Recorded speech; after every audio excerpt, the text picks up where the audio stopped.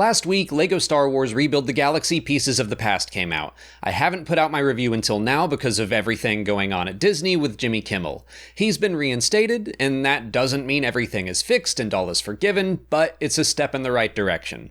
Like I said yesterday, while I'm upset with the corporation that owns Star Wars, I still think the themes and stories of Star Wars are important to discuss, and Rebuild the Galaxy is no different.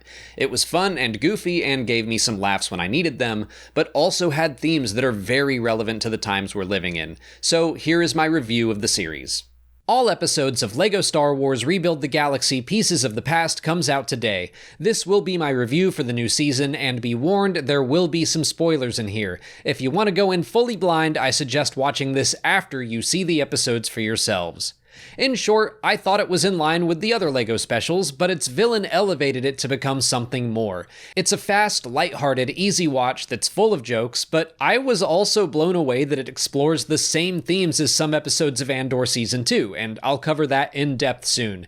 Rebuild the Galaxy is very meta and takes a lot of loving jabs at Star Wars' expense. None of them are cruel or anything, and most of them work well, but I did think it was a little much at times. I think I just fell into a rhythm with the show where I was able to predict what joke would be made next. On the flip side, I thought there were some very unpredictable jokes that were clever or stupid or both, and I mean that as a compliment. Having Obi-Wan yell, "Goodbye there," got a big laugh out of me. Hearing Darth Maul sing was delightful. I loved a lot of the mashup LEGO designs like the BB Wing Starfighter. That's just goofy fun that you're not gonna find outside of the LEGO side of the Star Wars universe.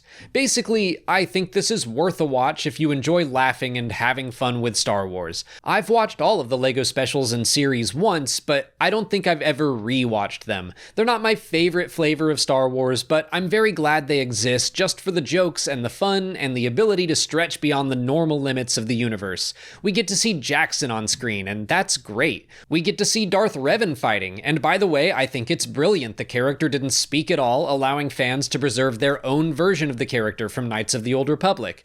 We get to see the entire Skywalker family on screen together. There's even a name drop for someone named Mara, and I have to assume she has the last name Jade.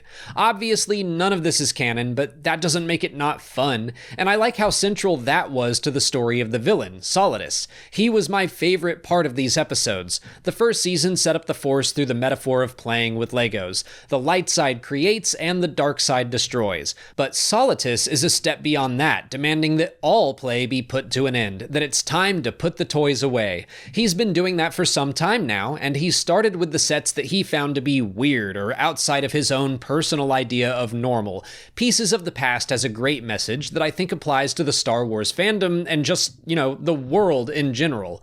Solidus is someone who wants the galaxy to follow his and only his rules. If anyone is outside of his norm, they're considered to be disruptive and chaotic, and they're sent to the Force Hold. So we find brickheads and giant Chewbacca, and even minifigures like Jackson that aren't supposed to, quote, belong. Solidus keeps putting people in the Force Hold until he reaches the point where he is all alone. He has peace and quiet, and that's what he's after. His version of order is solitude, hence the name Solidus, because he views anyone that looks different than he is or plays differently than he does as a problem that needs to be removed. This applies to fandoms because fandom is supposed to be fun. It's supposed to be playful. There are so many ways you can express yourself as a Star Wars fan, but none of them are the one and only right way. We're all just trying to have fun in our own ways. But there are people like Solidus who want to step in and tell you the movies you like aren't the right movies, or tell you that writing fan fiction isn't the right way to express yourself. Some go so far as to say all of Star Wars should end because they're upset by all of the supposed chaos and noise. They're not enjoying their fandom like they used to, and they just want their version of Star Wars to be all there is. But that's a path to exclusion and eventually loneliness. It's fitting that I just recently got home from DragonCon, which is a giant fan-run convention, and every year I run into all kinds of Star Wars fans. Artists and cosplayers and droid builders and sequel fans and prequel fans, and I'm personally there to compete in a trivia contest. So many people are expressing their fandom the way they want to, and yet nobody there tries to act like their expression is better than anyone else's. No professional cosplayer has ever been condescending to me as I walked around in my store-bought Jedi Jedi robes. It's a place where you can find fans who are just like you, and Brickhead Ahsoka reminded me of that idea. Someone who thought she was the only one like her, but then you can go to a place like DragonCon or Star Wars Celebration and realize there are tons of people that like your thing and even want to express themselves in the same specific way. Fandoms are made up of these micro communities. We all might play with Star Wars a little differently, but ultimately we're all Star Wars fans. The second someone starts demanding you follow their set of rules to be a true fan, which is a term I despise, they're acting like Solitus. I'm talking a lot about fandom, but of course this can also be looked at on a larger scope.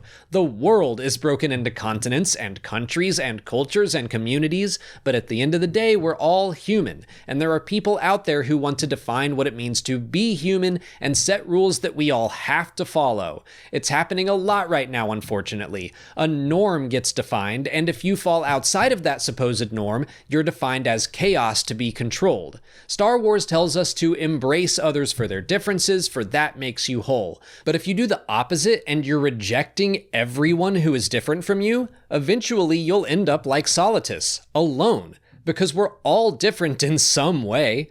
We have to recognize that we have far more in common with one another. It is wild to me that this LEGO Star Wars special wound up communicating a similar theme as the Gorman arc of Andor Season 2. The Imperial propaganda machine focused on and exaggerated how the Gormans were outside of Imperial norms, so the rest of the galaxy would accept their genocide. And that's why projects like Rebuild the Galaxy are important. No, they're not the exact flavor of Star Wars I prefer to watch, but younger fans probably don't want to sit through Andor. Here, they have the ability to learn a crucial lesson while being surrounded by jokes and laughter and goofy characters. So yeah, I don't see myself rewatching Pieces of the Past over and over again, but I love what it stands for, and I would welcome a third season to keep that fun, playful, yet still meaningful side of Star Wars going. And maybe we could get Mara Jade in Season 3, who knows?